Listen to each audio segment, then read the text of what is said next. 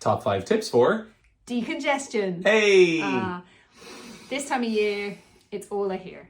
People are just constantly telling me like, what is the thing that I can do? I can't breathe. I'm taking antihistamines. I've got colds, blah, blah, blah. So what are our tips? First one.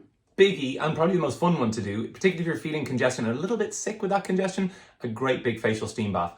Bowl of just off the boil water, 2 drops of like, albus oil is the handiest one because it's got eucalyptus in there, but like thyme, rosemary, oregano, even the citruses, anything that like opens up the airways, kills bacteria, because there's always bacteria there if there's congestion, sorry. Towel over the head, close the eyes because essential oils are vicious on the eyes, and then just breathe it in. And you feel like a new human. You feel like you've gone on holidays to somewhere delightful. And it's also great for your skin. And it's also great for your skin. Opens up the pores. So, talking of skin, my top tip is I have lots of different decongestion massages, but the number one thing that you feel the benefit from the quickest is this nose move that I'm going to show you now. So you're going to take your knuckles, this part of your knuckle here, and you're going to come to the top of the nose, and you gently glide all the way up until you're squeezing the skin in at the top. And then you release, and you move slightly lower down your nose, and you come up through the middle there. Squeezing towards the center? Yeah. Not squeezing into the cheeks? No. Okay. And then down to the bottom, and this one you won't be able to talk or breathe while you do. Up to the cartilage, and release. We're going to do that 4 times. So from the top all the way up and in. Easier if you put a little bit of oil or serum on. Yeah, definitely. My poor red nose. I've got it like a Rudolph thing. So imagine we've done it 4 times. And then you start at the top and come out. Oh, yeah. And then down and a little bit further out. I feel the Your difference fingers already. will This is hook. great. And then down and all the way out and up to the ears. So from the top out a little. Down a little bit lower, hook under. Yeah, yeah. Down all the way out and up with the knuckles. And you'll do that 4 times. Feeling already. It's a really good one to do at night if you're lying in bed and you really can't sleep because your nose is really decongested. That's a really, really quick way to just be able to go, okay, I can breathe again, then you can get to sleep. She said because your nose is really decongested. Did everybody hear that? Anyway, moving on. Neti pot. Who has come across a neti pot? We love neti pots, and it's one of the weirdest things you'll ever do for the first time because you're pouring something in essentially to your brain through your one nostril, and it just goes all the way up and all the way down and comes out the other nostril. Like, that seems unnatural and unhelpful and not good. And when you get used to it, it's lovely. You make a hypertonic solution of salt.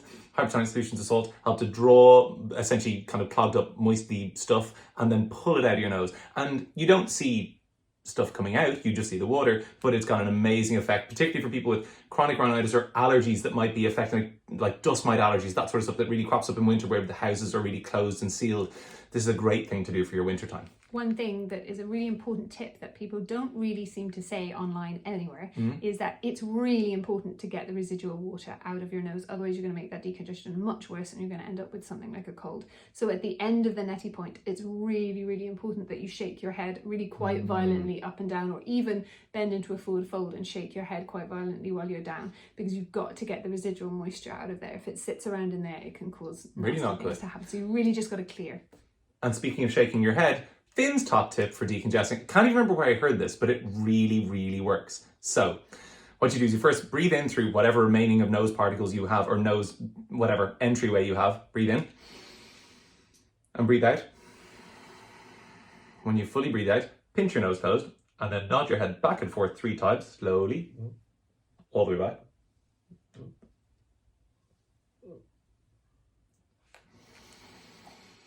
It's mad. It really works. You can feel like your sinuses, like something happens at the back of your sinuses. Yeah, everything just really opens up way back here. Yeah, exactly.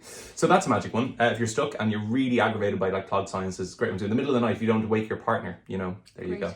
And then the last one is Plantago, which you sell in your shop. I love Plantago. Landsleaf plantain is one of the best indigenous Irish remedies to help to deal with congestion, sinus and inner ear congestion, which are all linked by these crazy little eustachian tubes. We've got all these weird canals inside our head that we don't really know a lot about. We know that lots of mucusy, waxy stuff gets produced there to clear stuff out, but often that stuff gets really clogged up and doesn't get out. So to save yourself from having to get like ear syringes and polyps removed from up your nose and all sorts of stuff, all you got to do is take 15 to 30 drops of Plantago twice to 3 times a day, or use Plantago as a tea as well. Landsleaf plantain grows in most people's gardens. The thing that you used to play soldiers with as a kid, if you ever did that, everyone's looking really blankly at me. Okay, so moving on. So I'd just like to add a sixth tip, A which sixth is tip? about the eustachian canals, which I've just remembered now, which is rocking or swinging helps to clear out the eustachian canals and balance them. So you can do this with your kids, or you can do this on your own. Usually lying on your back in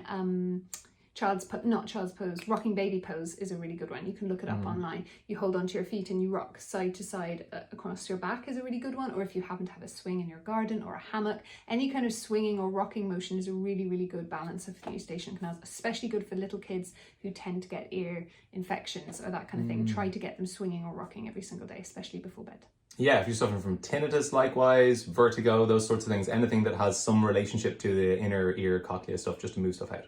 Yeah. Smart moves, decongestion, top tips, let's go. Woo! Like a cheerleader.